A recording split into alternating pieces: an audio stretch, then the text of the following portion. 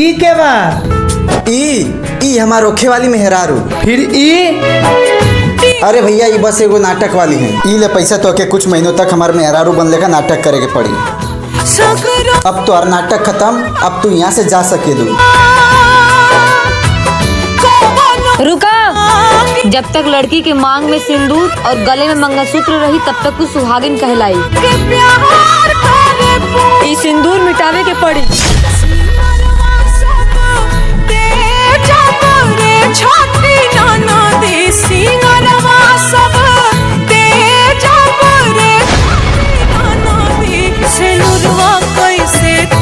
हमके माफ कर दे सोना, हमसे ही गलती ना हो पाई।